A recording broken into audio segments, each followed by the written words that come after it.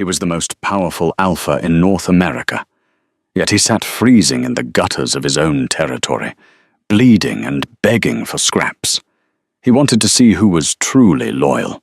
What he found was ultimate betrayal and an outcast Omega who would change the werewolf world forever. Caspian Sterling was not a man who trusted blindly. As the alpha of the Blood Moon Syndicate, a massive, sprawling pack territory encompassing the darkest, most rugged mountains of the Pacific Northwest, he had built an empire on strength, strategy, and absolute law. But lately, whispers of corruption had reached his ears.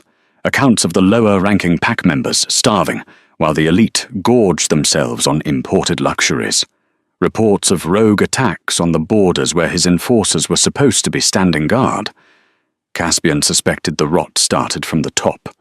Specifically, he suspected his beta, Gideon Hayes. To uncover the truth, Caspian knew he couldn't simply launch an investigation. Gideon was too smart, too thoroughly entrenched in pack politics to leave a paper trail. Caspian needed to see the reality of his pack with his own eyes, stripped of his title, his wealth, and his intimidating aura. On a freezing Tuesday in late November, Caspian staged a hunting accident near the treacherous cliffs of the northern border. He left his torn, bloodied jacket at the edge of a ravine. Then he did the unthinkable for an alpha. He suppressed his wolf. Using a dangerous, toxic paste made of crushed wolfsbane and dead nettle, he rubbed the mixture into his skin. The agonizing burn masked his overpowering alpha pheromones, replacing his signature scent of pine and lightning with the sickly, sour smell of a dying, broken rogue. He donned filthy, threadbare clothes he'd stolen from a human dumpster in Seattle, rubbing soot and freezing mud into his face and hair. He inflicted superficial but bloody slashes across his ribs and arms. By the time he limped back into the heart of his own capital, Blackwood Pines, he was unrecognizable. He wasn't Caspian Sterling, the billionaire Alpha King. He was a piece of trash, dragging himself through the snow. It was the night of the Winter Solstice Gala. The town square was a dazzling display of wealth. Fairy lights dripped from the ancient pines, and the scent of roasted venison, expensive champagne, and rich perfumes filled the crisp night air.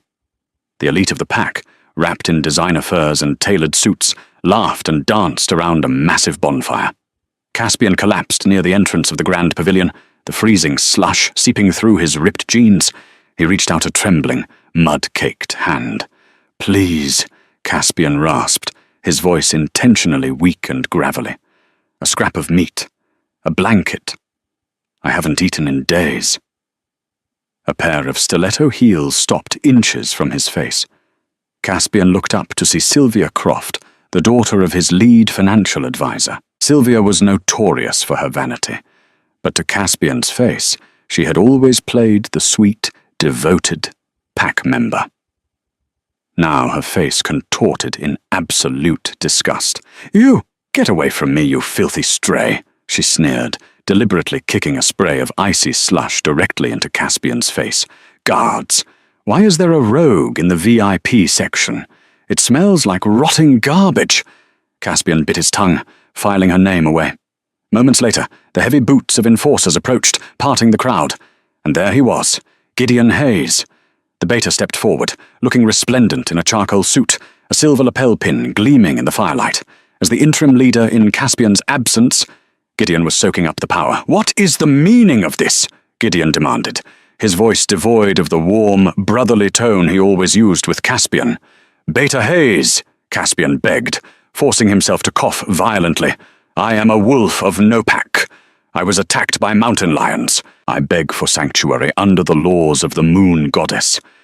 Just a place by the fire." Gideon looked down at him, his eyes cold and calculating. There was no pity, only a cruel, twisted amusement.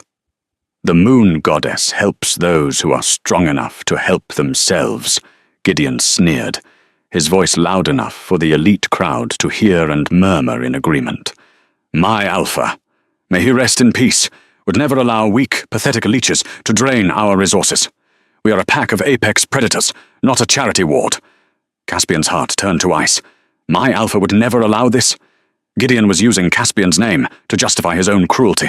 Throw this piece of filth into the lower wastes, Gideon ordered the enforcers, waving his hand dismissively. Let the cold take him. If he survives the night, run him off the territory. Two massive enforcers grabbed Caspian by his injured arms. The pain from his self-inflicted wounds flared, but the betrayal in his chest hurt far worse as they dragged him away from the warmth of the fire, away from the music and the laughter. Caspian looked back. He saw Gideon laughing with Sylvia, clinking champagne glasses. His inner wolf, suppressed and poisoned by the wolfsbane, snarled in the dark. They will all pay. The enforcers didn't just escort Caspian to the lower wastes. They beat him first. They threw him into the back of a rusted pickup truck, drove him to the absolute edge of the territory where the poorest members of the pack lived, and kicked him out into a snowdrift. Don't let us catch you crawling back up the hill, stray, one of them spat, before the truck peeled away into the night. Caspian lay in the snow, gasping for air. The temperature was dropping fast, well below zero. The wolfsbane paste was working too well. It was actively poisoning his system, preventing his rapid alpha healing from kicking in. His limbs were going numb. The edges of his vision blurred with dark spots. For the first time in his life, the Alpha King was genuinely afraid he might freeze to death in his own lands. He dragged himself through the dark, treacherous alleys of the wastes. The smell here was entirely different from the town square. It smelled of desperation, burning garbage, and damp, rotting wood. The shacks were made of corrugated metal and discarded plywood. He collapsed against the wooden steps of a particularly dilapidated cabin at the very end of a dead-end dirt road. He couldn't go any further. The darkness was pulling him under. Just as his eyes fluttered shut, the creak of a flimsy wooden door echoed above him. Warm amber light spilled out onto the snow. "Oh, goddess!" a soft, panicked voice gasped. Small, freezing hands grabbed his shoulders. Caspian groaned, too weak to fight back as the figure struggled to pull him out of the snowbank. It was a monumental effort. Caspian weighed over 220 pounds of pure muscle, and the person dragging him was shockingly frail. "Come on, you have to help me," the voice pleaded, straining with exertion. "You can't stay out here. You'll die." With the last ounce of his strength, Caspian pushed with his legs, helping her drag him over the threshold. The door slammed shut behind them, cutting off the howling wind. Caspian blinked, his eyes adjusting to the dim light of a single kerosene lamp. He was lying on a floor made of splintered wood. Sitting beside him, chest heaving from the effort, was a girl. She looked to be in her early 20s. She wore a threadbare, oversized grey sweater full of holes, and her hands were raw and red from the cold.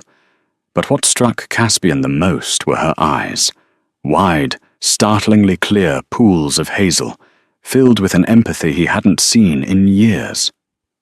This was Lyra Abbott. Caspian knew of the Abbotts. They were an Omega family. Years ago, Lyra's parents had been killed during a border skirmish because Gideon had deemed the area strategically unimportant and denied them backup. Caspian had signed off on the compensation paperwork, blindly trusting Gideon's report that the family was well cared for. Looking at the freezing, half-starved girl in front of him, Caspian realized the horrifying extent of his beta's lies. "You're bleeding," Lyra whispered, rushing to a small wood stove in the corner. It barely gave off any heat. She grabbed a ragged towel, soaked it in a tin pot of warm water sitting on the stove, and hurried back to his side. Gently, with a reverence he had never experienced, she began to clean the dirt and blood from his face. "Why," Caspian managed to croak, maintaining his gravelly disguise, "why are you helping me? I'm a rogue."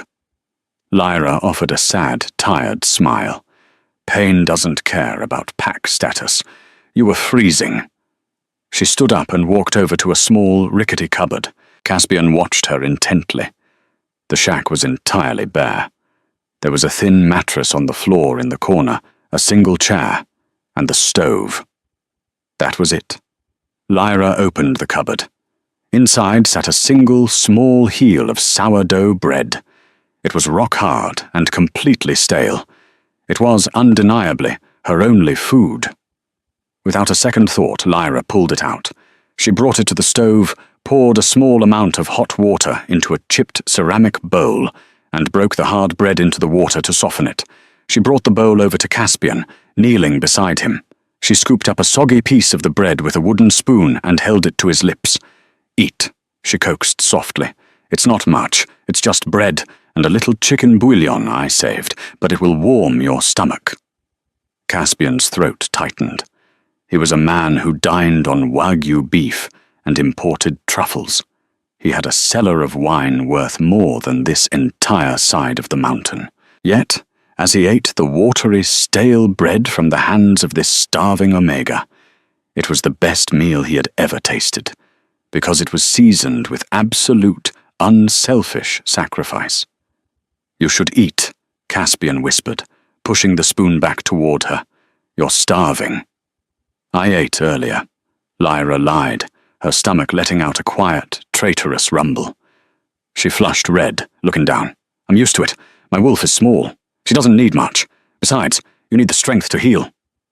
Suddenly, through the haze of the toxic wolfsbane masking his senses, Caspian's inner wolf slammed against the cages of his ribs. It wasn't a roar of anger. It was a desperate, primal whine of recognition. "Mate." The scent was incredibly faint beneath the smell of damp wood and cheap kerosene, but it was there. Wild flowers and fresh rain. Lyra, the broken, bullied Omega, was his fated mate. The moon goddess had an incredible sense of irony. Caspian reached up, his large, mud-stained hand gently wrapping around her small, freezing wrist. He felt the spark, the undeniable electric jolt of the mate bond.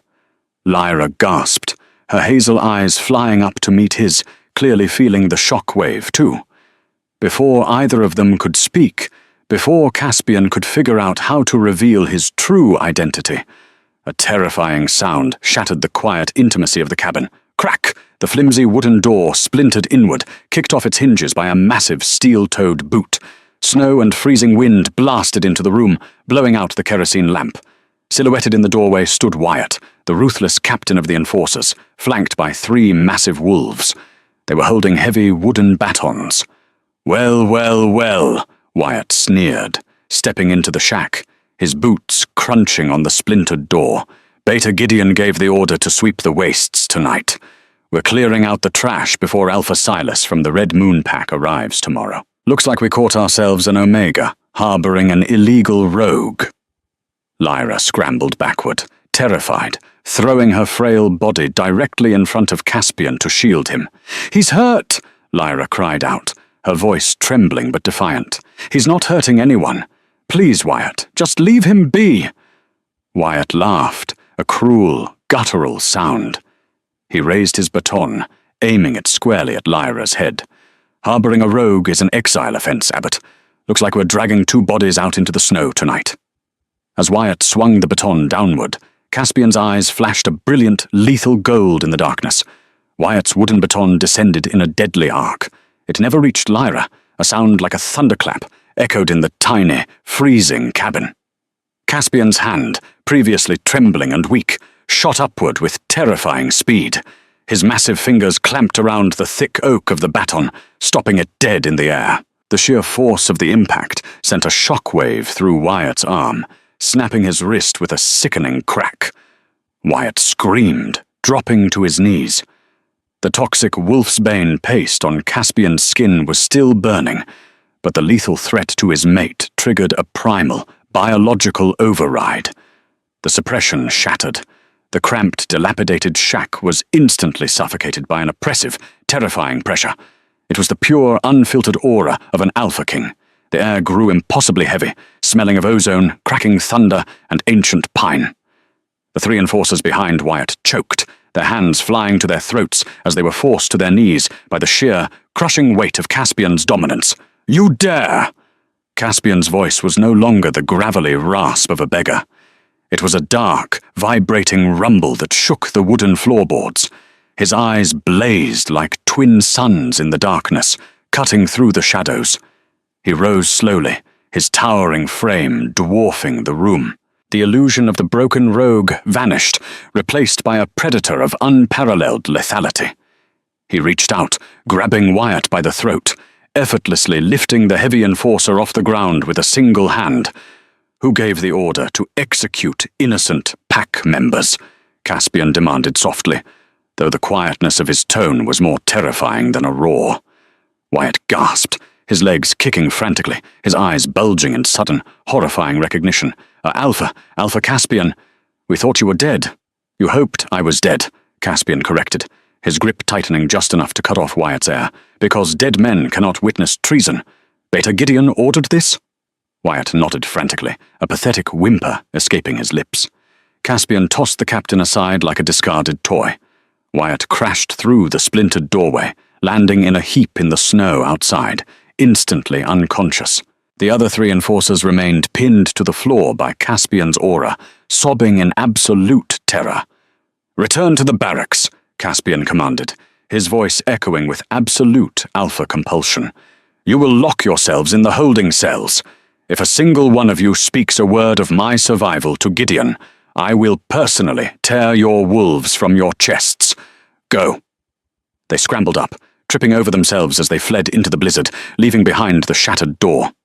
Silence descended on the cabin, save for the howling wind. Caspian turned slowly, his glowing eyes dimming back to their natural, piercing blue as he looked down at Lyra.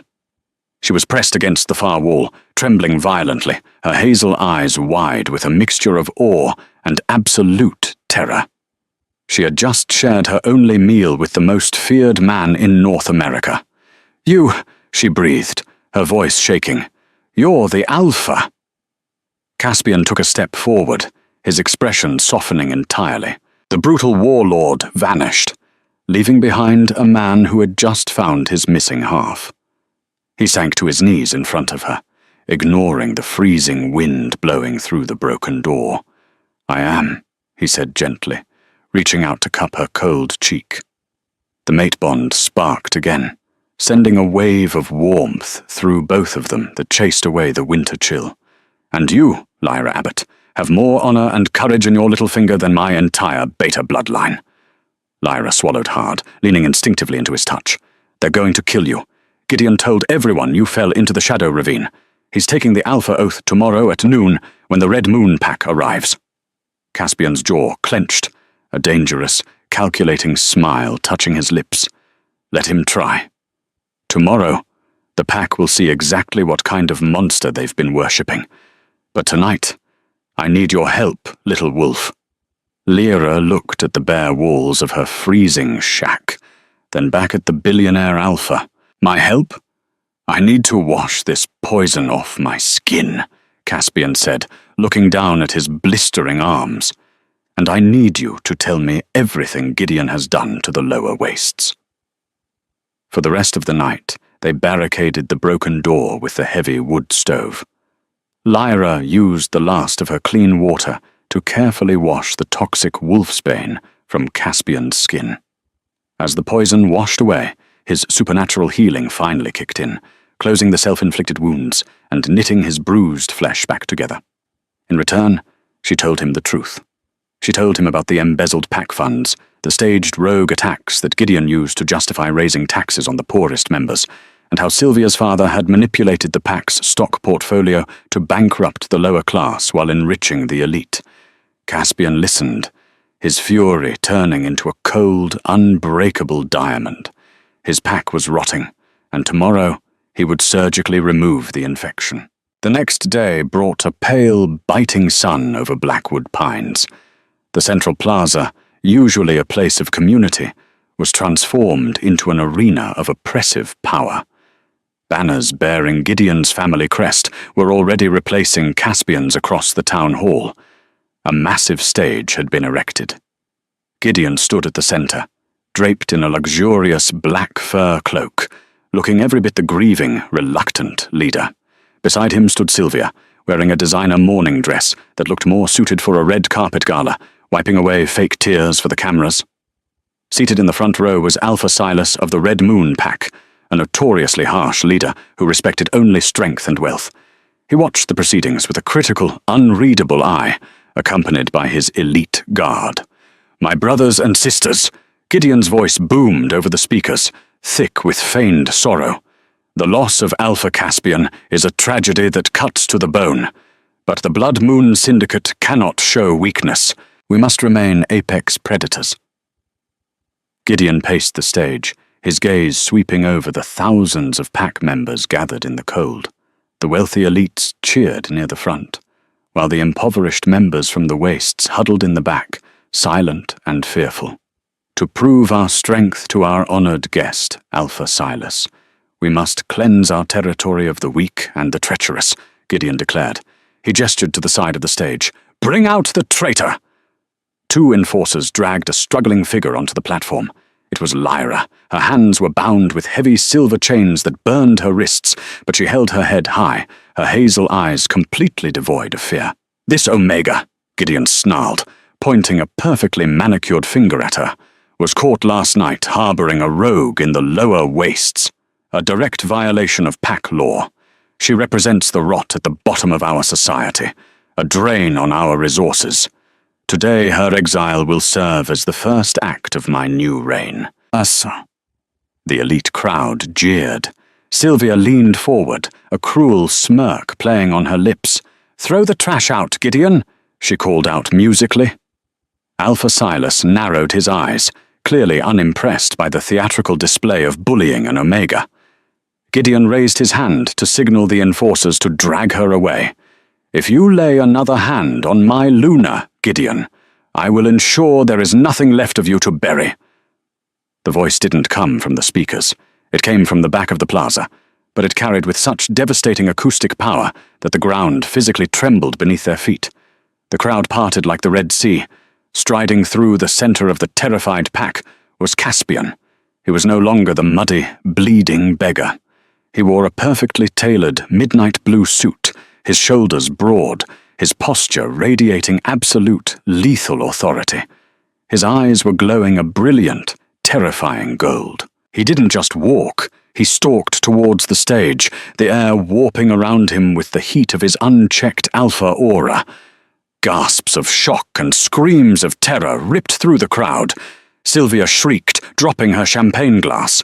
It shattered loudly against the cobblestones. Gideon's face drained of all color. He stumbled backward, his confident facade instantly crumbling into a mask of pure, unadulterated horror. Caspian! No, it's a trick. He's dead. The ravines are not nearly deep enough to hide your treason, Beta, Caspian roared, leaping onto the 10-foot-high stage in a single, gravity-defying bound. The enforcers holding Lyra immediately dropped to their knees, submitting their necks to their true king. Caspian didn't even look at them. He walked straight to Lyra, his glowing eyes softening as he reached out, effortlessly snapping the heavy silver chains as if they were made of cheap plastic. He pulled her against his side, tucking her under his arm in a universal, undisputed claim. Mine, Caspian growled, the word echoing across the silent, stunned plaza. He then turned his predatory gaze back to Gideon. I walked among you as a beggar. I was beaten. I was starved. I was thrown to the cold by the very men sworn to protect this pack. And the only soul who offered me sanctuary, who offered me her last piece of bread when she was starving herself, was this Omega. Caspian pointed at Gideon, his voice dripping with lethal promise. I have seen the ledgers, Gideon. I know about the offshore accounts in the Caymans, the staged rogue attacks. You didn't just betray me. You betrayed our people to line your own pockets. Alpha Silas stood up from his VIP seat, a slow, grim smile spreading across his scarred face. Well, this is certainly more entertaining than an oath ceremony. It seems you have a pest problem, Alpha Caspian. Not for long, Caspian replied smoothly. Gideon panicked. He shifted mid-stride, bursting out of his clothes as a massive, dark brown wolf, lunging straight for Caspian's throat in a desperate, suicidal bid for power. Caspian didn't even bother fully shifting. He caught the massive wolf mid-air by the throat with one hand, his arm muscles bulging against his suit jacket. With a brutal, fluid motion, Caspian slammed Gideon onto the wooden stage so hard the thick planks splintered and caved in. Caspian placed his boot on Gideon's chest, pinning the whimpering wolf down. "Gideon Hayes, you are stripped of your title, your wealth, and your pack," Caspian announced, his voice booming with absolute finality. "You and your co-conspirators, including the Croft family, will be escorted to the borders immediately. You are rogues now. May the moon goddess show you the same mercy you showed the beggars at your gates." The crowd erupted, not in cheers for the elite, but in a deafening roar of approval from the lower wastes. The oppressed were finally being heard. Caspian turned to Lyra, the terrifying Alpha King, melting away as he looked at the woman who had saved his life and his pack. He dropped to one knee, right there on the shattered stage, in front of the entire pack and the visiting Alpha. "You gave me your only bread when you thought I was nothing," Caspian said softly, taking her small, rough hands in his. "Now, I offer you my throne, my pack, and my heart. Will you be my Luna, Lyra?" Tears streamed down Lyra's face, washing away years of hardship and loneliness. She didn't have to speak. Her soul sang the answer. She threw her arms around his neck, and as the Alpha King stood, lifting his new Luna into the air, the true era of the Blood Moon Syndicate began. An era built not on greed, but on the unwavering strength of a stale piece of bread and a heart of pure gold. Did Caspian's revenge satisfy your craving for justice? If you loved this story of a hidden king and his brave Omega, don't forget to like this video, leave a comment about your favorite twist, and subscribe to the channel for more epic werewolf dramas. Share this with your friends who love a good underdog story, and hit the bell icon so you never miss an update.